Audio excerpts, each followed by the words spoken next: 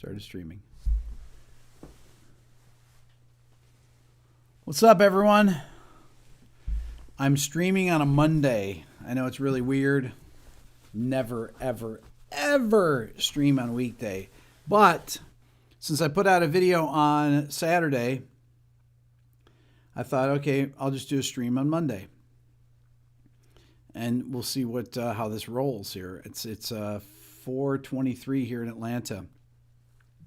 I just came back from a talk at Georgia Tech here in Atlanta, and it was for a music technology class, and they have a great robotics lab, music robotics lab that my friend Gil runs there, and he asked me to come and talk to a class today, and I talked about this exact topic about AI generated music versus human generated music, and if you can distinguish human generated music, that sounds funny, right? If you can distinguish the difference between them. And but I first started the conversation by talking about kind of a thing that you guys all always hear me yakking about the quantizing and things like this. But I'll reiterate it, but I won't go into my long diatribe about it. And by the way, the discount code for today's live stream, I'm going to carry it over from last week, RB500, Billy, is that right? Yep. 50% off my Beato book, 50% off my ear training course, and 50% off my quick lessons. If you guys aren't following me on shorts here, on my quick lessons shorts, or Instagram at RickBeato1, or on TikTok, I'm posting my, for those of you that don't like Instagram, I'm posting my little mini guitar lessons on here and on YouTube Shorts. If you don't know what they are, click Shorts and you'll know what they are and you can see them. But they're little 1-minute lessons, not even some of them. Anyway, so I started out by talking about how, you know, my typical rant about quantizing and things like that, and quantizing and auto tuning. But I'm taking it from the. I mean, this is a known, you know, this is a known thing that this is just part of society. And I would say that one of the things that I really believe is that people notice when things are actually not perfectly quantized. If there's a fill that's out of time or something, people actually notice that. And it's because it's from becoming so accustomed to this. I think people know when things are out of tune also. I really do. I think people's are so used to that, to the hearing gridded tuning, that they can tell when a note is off a bit. Maybe. I think so, but they definitely can tell when something is out of tune. So so I was playing some examples of stuff that is AI generated and not AI generated to see if people could tell the difference. I actually first started out by playing things that are quantized and not quantized, rock songs, right? To see if people kind of would get it right half the time, kind of half the class. People would be, you know, like, is this quantized or not? Quantized meaning that it's all been fitted to a grid, a quantized grid of a single BPM, right? So let me play something here, and I'm going to play it. And I know Pro Tools. YouTube takes a minute to respond, so I'm just going to play these things, and you can listen. You can put it in the discussion here. I'll play something, and I want you to tell me if this is actually created by me or someone else, or if this is AI.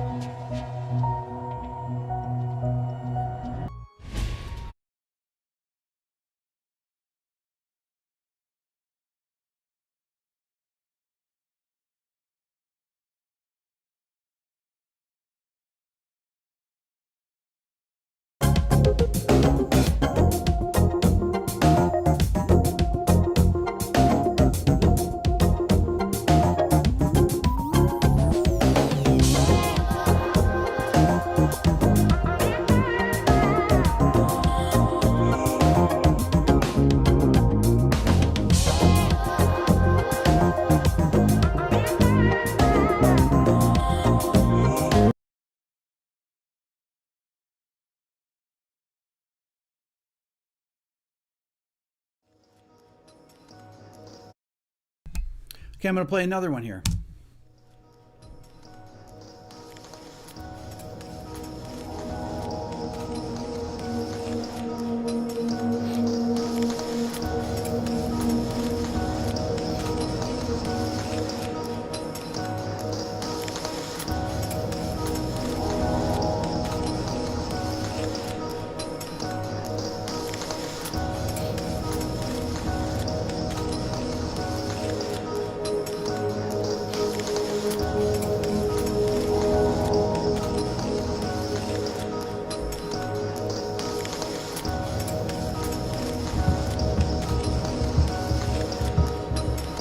Okay, try a different one. Here we go.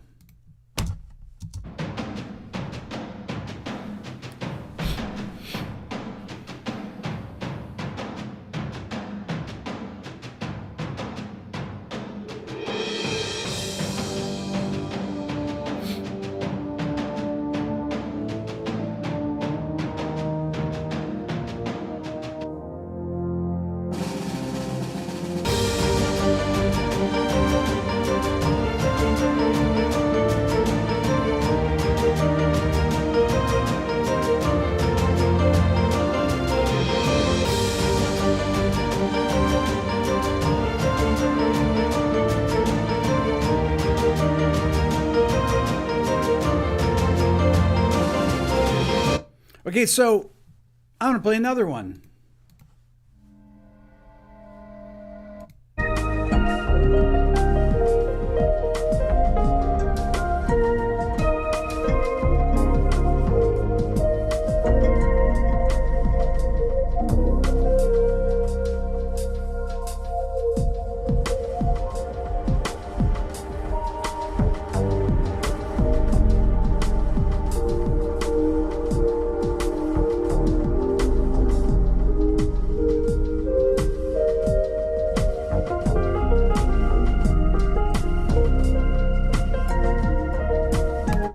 Okay.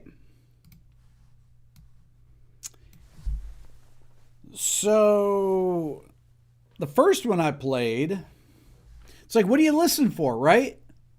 The first one I played, I think, was this one. Wasn't this, Billy, the first one I played?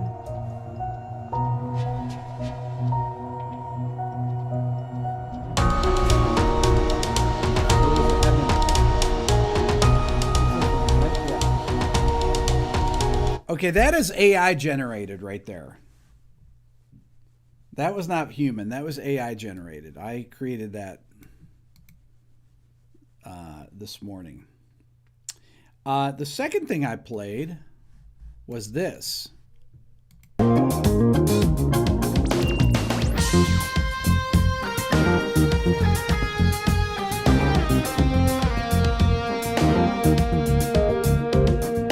Okay, that was Evan Marion and Dana Hawkins. And actually, it's Aaron from Intervals playing on this. Now, it was that one, that particular one. I'll play from the beginning of it here. This is tough because...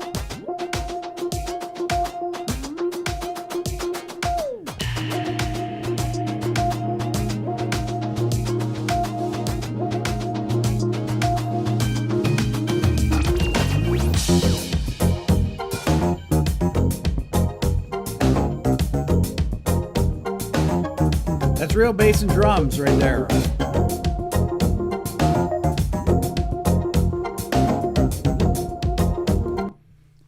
And it's what's great about it is that it's like I can't. I was trying hard not to move to the stuff that is actually humans. After this one, I alternated. I think I pretty much alternated all AI, then human, then AI, then human. So half of them were AI and half were humans. Now, the question is does it matter to people? Does it matter to you? How many of you care if something is computer generated or not, ultimately? If it's in a movie, if it's in a soundtrack, some of these things sound like they could be in soundtracks, right? I mean, I played this one here. I mean, this thing here.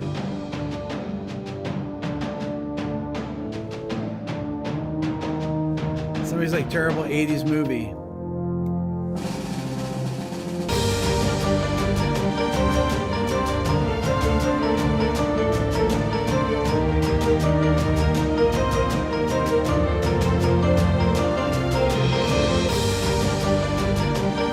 If that was in some superhero movie or something, or would people even notice? Would they? I mean, would they notice? Somebody wrote here, it's hard to distinguish between a poor composer and AI. Okay, so if it's hard to distinguish now, what's it going to be like in 2 years? Because this stuff is kind of exponential. It's going to get better and better, obviously. And the real question is, if a film studio sees a movie that has AI generated music and people don't care and it does well, why are they going to spend $1 million? That's what it costs to get a top-notch film composer to do a big studio movie. It's at least $1 million. Are they going to pay the money to hire an orchestra, to hire a real composer if AI will do? Will they hire the composer just to do maybe the main theme? The other thing is that I talked about today was that Beat Detective in Pro Tools started around 2000 or so. And that's where you move things to grid. You can do it using Elastic Audio and Pro Tools now. You can do it in all platforms. Ableton,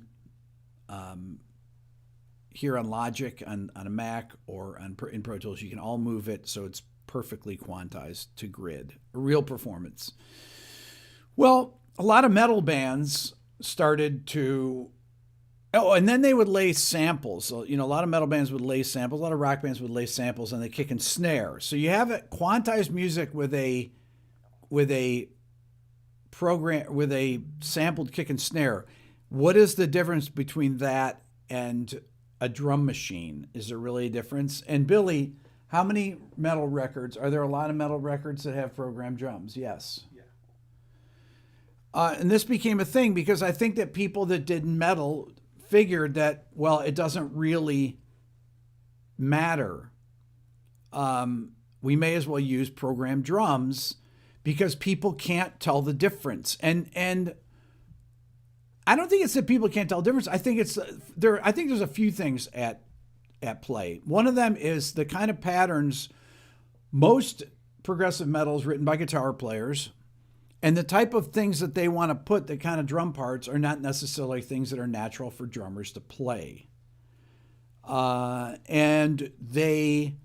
went through this on a project a long time ago. Oh, geez, back in 2007 with a really good friend of mine.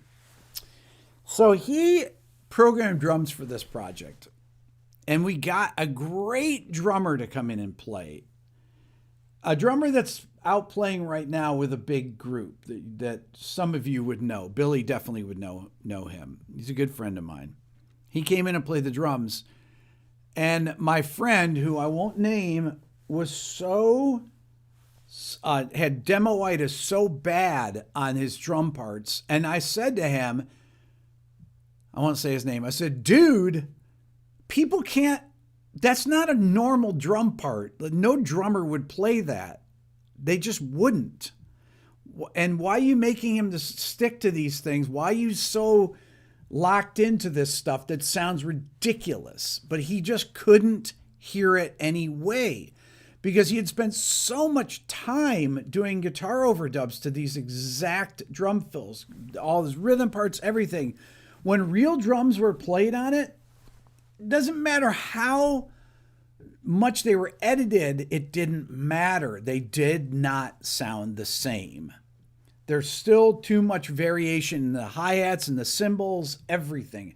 It did not sound machine-like enough, which was really amazing to me.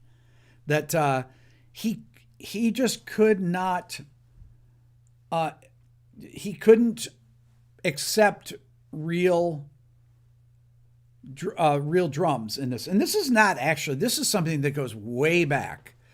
This happened in the 80s with famous records where you would do, you'd write a tune with a drum machine, you bring a session guy in on famous records. They bring a session guy in, and then they would realize that they liked the drum machine better, and they just went with the drum machine. I'm trying to think of some records that did that. I remember that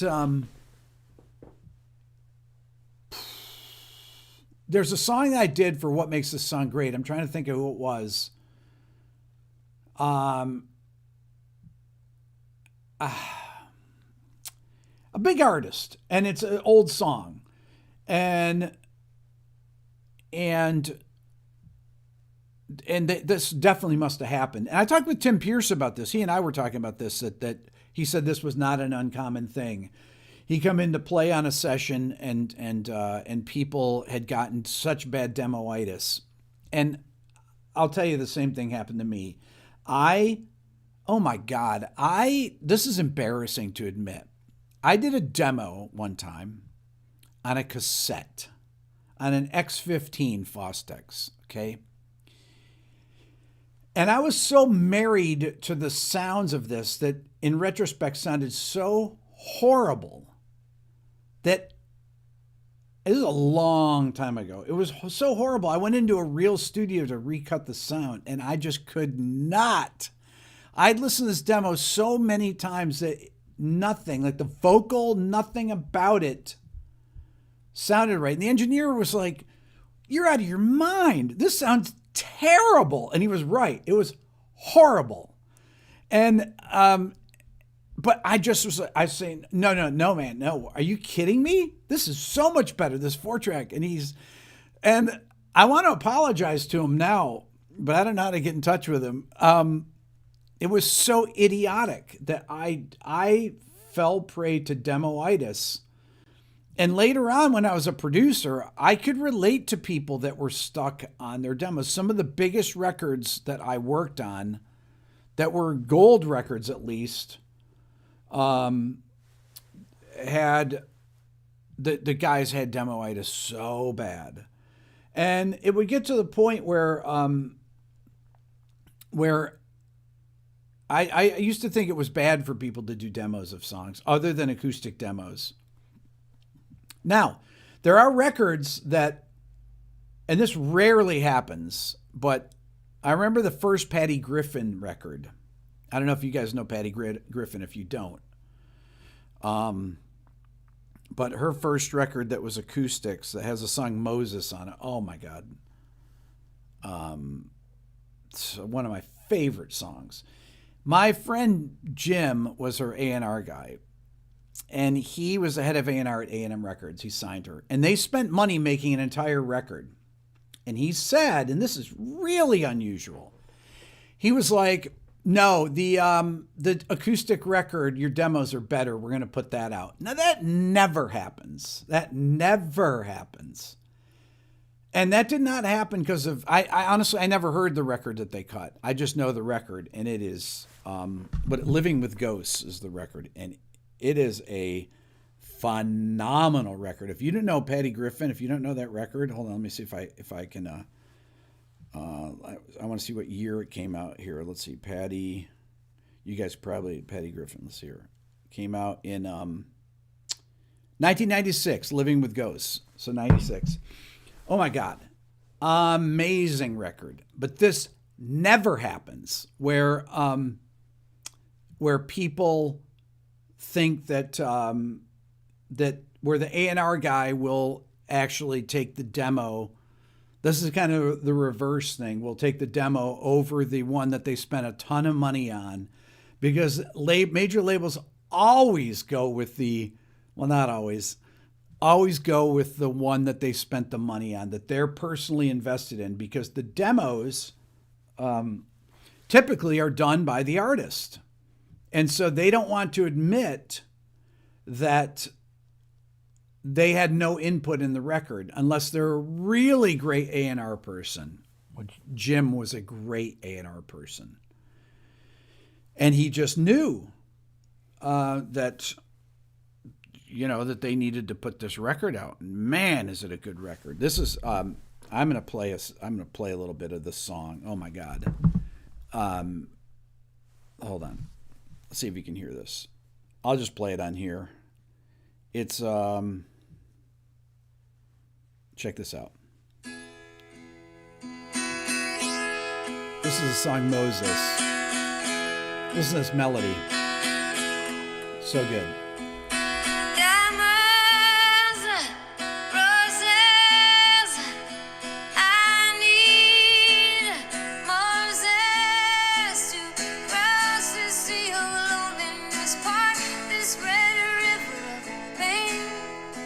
What a lyric.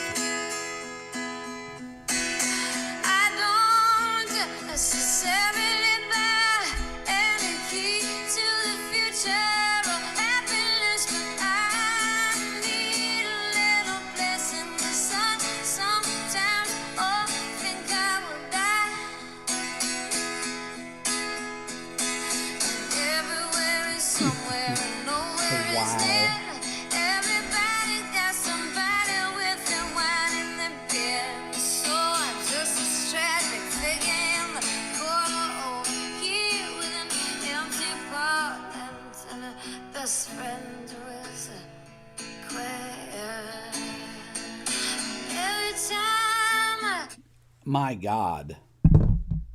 Wow. Patty Griffin. Man. Shane said AI could never do this. Yes. Wow. Man. AI could never do that. Not in a million years. So that was the one that was her record, that those were the demos. That was a demo. And they recorded a whole record apparently. And her A&R guy, Jim, said, you know what? We spent a lot of time on this record. We're going to put out these demos. Wow.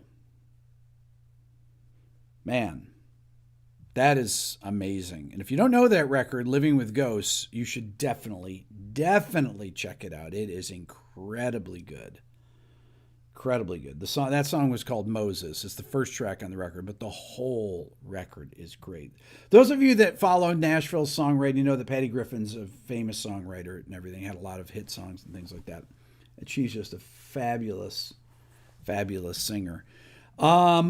Okay, let me do my ad here, because I don't do ads on my channel, but I'm going to do my own ad. Discount code is RB500 for today's live stream. It's 50% off my Beato book, 50% off my ear training, and 50% off my Quick Lessons Pro. If you were going to get it, because I'm going to do it for the next 2 days. And you can help yourself become a better musician. I only do musical things, musical products that I created to help people develop as musicians. And I don't push, anything else like that. I don't do ads on here. So I do ads for my own things. And that helps support the channel and keep it where I don't need to do that.